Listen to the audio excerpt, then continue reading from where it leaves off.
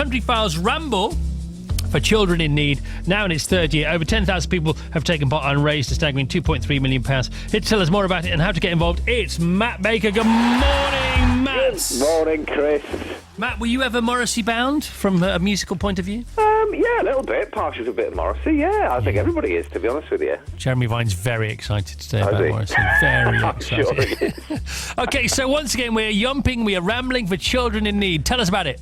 Yeah, so this the big weekend is the 14th and the 15th of October. Anybody who's seen Countryfile will know that we're kind of in the run-up to this because we're asking people to go out on their own rambles and download a fundraising pack. This is the idea. We're trying to get as many people as we can out across the UK. I mean, you know what it's like, Chris. You host a party, you put on an event, you ask for help, you ask for support, and people come in their thousands. Yep, and for those that have done it in the past will know what a great day it is. You get out the local community, you put on your own ramble, basically. You go out with your little sponsorship forms and you get all your neighbours and everybody that you know to sponsor you to do these walks. And then you send in the hordes of money that you've raised and we put it all together in a wonderful pot and then we give it to children in need. It couldn't be simpler. Couldn't be simpler, couldn't be better. It's one for all the family, gets us out there in the great outdoors. Yeah. It's one of those ideas that inspires and gives birth to all little projects, and then the projects sort of take over and it has a life of its own. That's what happens. No, absolutely. And the way that it works and why it's really very powerful is because of those that we're rambling with. And I met my ramble partner because the whole idea, it's similar to that of the Rickshaw Challenge, if anyone's seen the one show, where we're using those youngsters that have benefited from children in need in the past and they want to give back, they want to say thank you, and they want to help all those youngsters that are in the same position that they were. And so what they do is they come out and they really push themselves. I mean, I met up with Georgia on Friday, and this girl, I mean, she's 19 now, but when she was 12, she had a cancerous brain tumour and it came on incredibly quickly. She ended up in a coma for 2 months, and when she came back round, she was blind, she couldn't walk, she was mute, and she had to learn how to do everything again, and she pushes herself, this girl, to the absolute limit, and she wants to come out, she wants to walk over 5 miles with me on Dartmoor over that weekend, and for that very reason, that she wants to raise awareness and she wants to give support to those that are in a very similar position to what she was. But this girl, I tell you, she is fantastic. She has no stress hormone because of what she's been through. And so she wants to do the most extreme activities. So although we were walking around the lakeside, Chris, we ended up in a power boat on this lake. And she was just hammering this boat around the lake. And it was absolutely hilarious. She was having a whale of a time.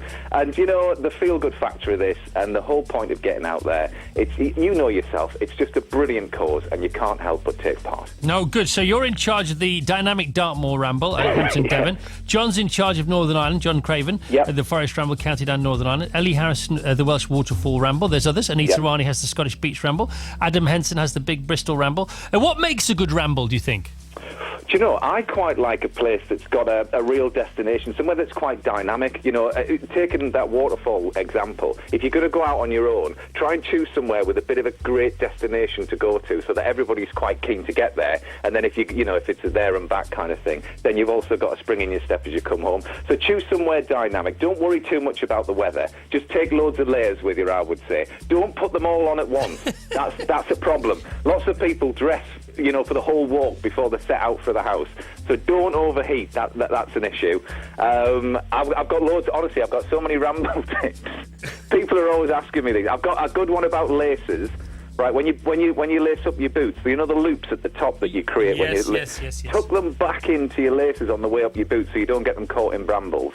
And therefore, then they'll stay tied for the whole thing. We need your top 10 tips on rambling, don't we? We need those. Do. Okay. And I've got a good one for you. You'll know all about this as a runner, Chris. Go on. Cut your toenails. Oh, definitely cut your toenails.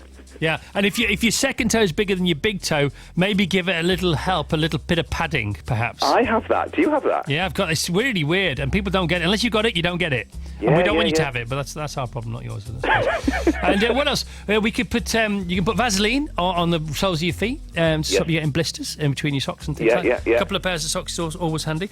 There's also a really natty way of lacing up your boots that protect your feet from going forward in your shoe going downhill, which is much more difficult for a lot of people than going uphill. There's that tip as well. Wow. Yeah, no, we could do a joint top 10, Matt. We could go on a rambling tip tour of stadiums. Fire them out. All right, so this all takes place over the weekend of the 14th and 15th of October. That's great. If people want to get involved. And please do. This is a great thing. bbc.co.uk/countryfile. Are you on the telly tonight? Yes, the one show we've got Jules Holland and Gregory Porter's on as well. He's coming on to do a little number for us. Okay, because they're talking about Jules' big gig at That's Royal right. Albert Hall on Thursday. Yeah. Is that woman still with you? Who, me? The woman, you know, that woman on the telly. Oh, yeah. Oh, Alex, yes. I thought you meant in the room. I was thinking, who's behind me? No. What goes on in Matt's kitchen stays in Matt's kitchen. Thank you very much. Cheers, Matt. See you later, Chris. Ta-da.